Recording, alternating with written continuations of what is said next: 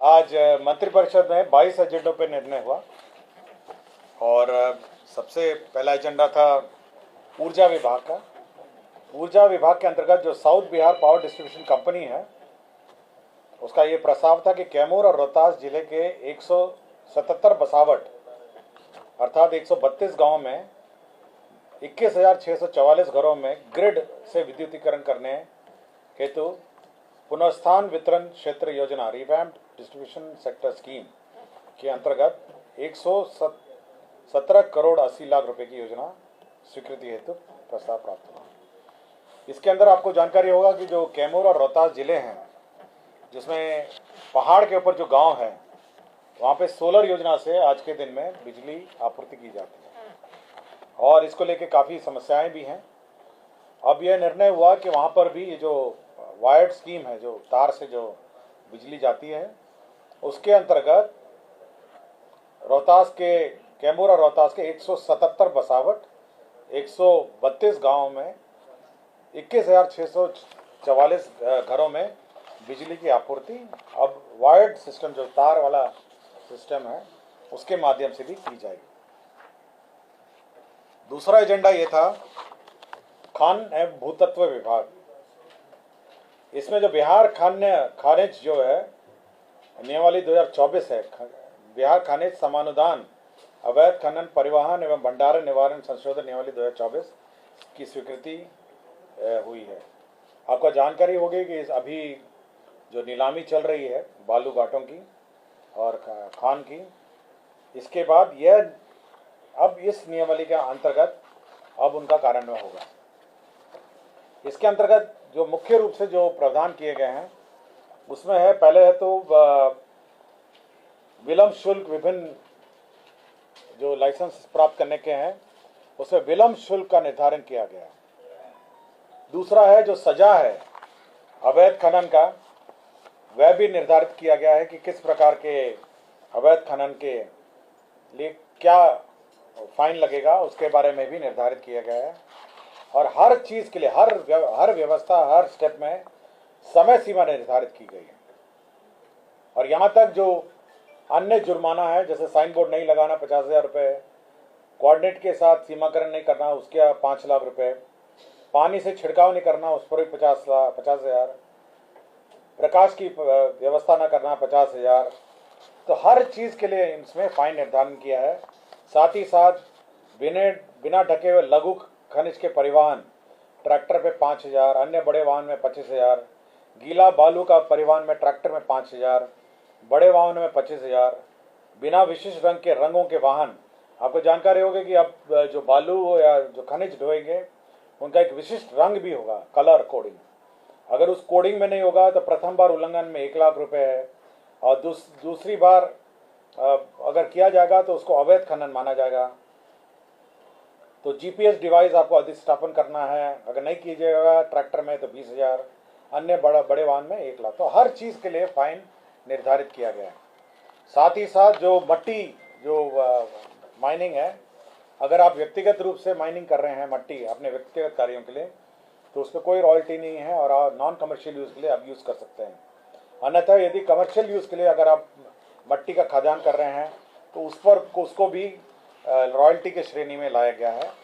और साथ ही साथ जो हमारे कोसी, बाढ़ और अन्य स्थानों पर जो किसानों के खेत में बालू जम जाता है उसको हटाने की भी छूट है। तो हर चीज़ के लिए इस नियमावली में प्रावधान किए गए हैं और अब जो जितने भी अब नए बंदोबस्त होंगे वो सभी इसके माध्यम से किए जाएंगे। फाइन में आपको पूरा डिटेल भेज दूंगा, दे दूंगा सभी का। खैर मैं पढ़ देता हूँ। अभी बड़ी कॉम्प्लिकेटेड व्यवस्था थी, सीओ से सर्टिफिकेट लेना और ये सब है, तो अब बहुत सरलीकरण कर दिया है कि उसमें आपको नहीं करना है, मतलब नहीं फाइन होगा। अब अगर अपने लिए अलाउड, हाँ अपने लिए अलाउड है। अगर उसको आप बेचने लग जाएंगे तो कोई प्रॉब्लम है।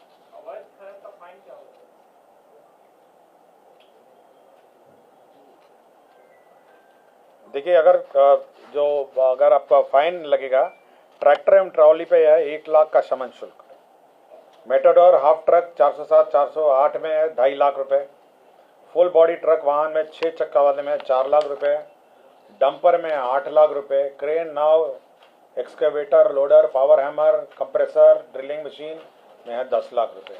तो हर चीज में फाइन लगा दिया गया इस पर, और फाइन बढ़ा दिया गया है और प्रक्रिया निर्धारित है। गृह विभाग का प्रस्ताव था। आपको जानकारी होगा कि 3 नए कानून आए हैं, और नए कानून में जो अभी बहुत तकनीकी दृष्टिकोण से आईटी का प्रयोग बहुत है, तो यह निर्णय लिया गया कि सभी जो इन्वेस्टिगेटिंग ऑफिसर हैं उनको लैपटॉप और स्मार्टफोन प्रतिपूर्ति के रूप में दिया जाएगा, और इसमें 190 करोड़ 63 लाख 20 हजार रुपये व्यय होंगे। तो अपने खरीद लेंगे, और रिइंबर्समेंट में 60 हजार का होगा लैपटॉप और 20 हजार का होगा स्मार्टफोन। भवन निर्माण का प्रस्ताव है।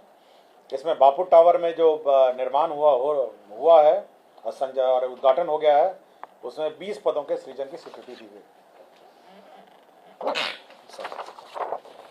जल संसाधन विभाग कर्मनासा नदी पर जो गांव है निकृष पंप योजना, उसका पुनरीक्षित प्राक्कलित राशि स्वीकृति हुआ है। 89 करोड़ 94 लाख 46 हजार रुपये स्वीकृत हुए हैं कर्मनाशा नदी पर निष्कृष पंप नहर योजना।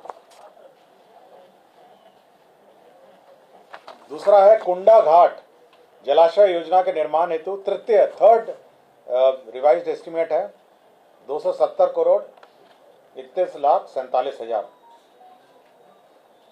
ये कुंडा घाट जलाशय योजना है, ये जमुई जिले के सिकंदरा प्रखंड के अंतर्गत बवार नदी पर अवस्थित है। तो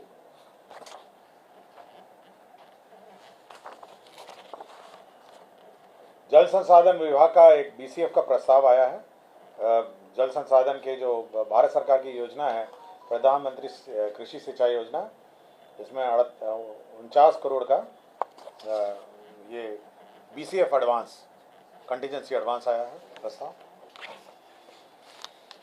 जल संसाधन विभाग का एक कोसी मेची अंतर राज्य लिंक परियोजना, जो कोसी मेची लिंक है, उसका फेज 2 के तहत सर्वेक्षण और अन्वेषण कार्यक्रम, इसमें जो डीपीआर तैयार करने का कॉस्ट है 14 करोड़ 16 लाख 31 हजार रुपये, इसकी प्रशासनिक स्वीकृति। एक डॉक्टर साहब थे, डॉक्टर जनार्दन प्रसाद सुकुमार, तत्कालीन क्षेत्र अपर निदेशक स्वास्थ्य सेवाएं पटना प्रमंडल, इनको डिसमिस किया गया था।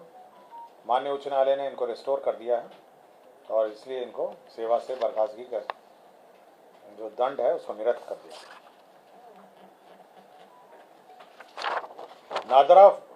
डॉक्टर नादरा फातिमा चिकित्सा पदाधिकारी सदर अस्पताल बांका है, ये 14/7/2016 से अनधिकृत रूप से अनुपस्थित है, इनको सेवा से बर्खास्त किया गया।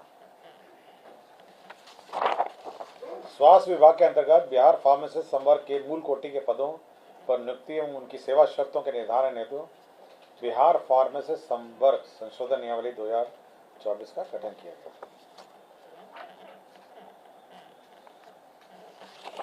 लोक स्वास्थ्य अभियंत्रण विभाग के अंतर्गत कार्य निरीक्षक संवर्ग, जो हमारे जो इतने ब्लॉक में कार्य चल रहे हैं, पंचायतों में पेयजल योजना चल रही हैं, उसके अंतर्गत कार्य निरीक्षक संवर्ग के कर्मियों के सुव्यवस्थित प्रबंधन, नियुक्ति तथा सेवा शर्त के विनियमन हेतु लोक स्वास्थ्य अभियंत्रण विभाग क्षेत्र निरीक्षक संवर्ग नियमावली 2024 की स्वीकृति है। इसके अंदर करीब 1114 कार्य निरीक्षक पदों का सृजन पूर्व में हो गया है, उन्हीं की सेवा शर्त नियमावली है। श्रम संसाधन विभाग के अंतर्गत मोकामा में आईटीआई का जो पद है उसका सृजित हुआ है। अब 43 पदों का आईटीआई मोकामा में पद सृजित हुआ है। सामान्य प्रशासन का ये था कि जो तकनीकी सेवा आयोग है उसको जो एग्जाम कंडक्ट कराने के लिए 6 करोड़ का बीसीएफ एडवांस अग्रिम लिया गया है। सामान्य प्रशासन का ही बिहार लोक सेवा आयोग के अध्यक्ष की अनुपस्थिति में जो वरिष्ठतम सदस्य हैं वे जब प्रभार में रहते हैं, उनको 200 रुपये प्रति माह विशेष वेतन भत्ता दिया जाता है। इस विशेष वेतन भत्ता को बढ़ा के 15,000 कर दिया गया। कृषि विभाग के कृषि सेवा कोटि 3 रसायन समूह क एवं पदों का सृजन एवं पुनर्गठन हुआ है। बिहार कृषि सेवा पौधा संरक्षण के पदों का क और ख में पदों का सृजन और पुनर्गठन हुआ है। कृषि सेवा का ही कृषि अभियंत्रण समूह क और क पदों का सृजन और प्रत्यार्पण हुआ है। दरभंगा न्याय मंडल के अंतर्गत बिरौली अनुमंडल व्यवहार न्यायालय में जिला में अपर सत्र न्यायाधीश के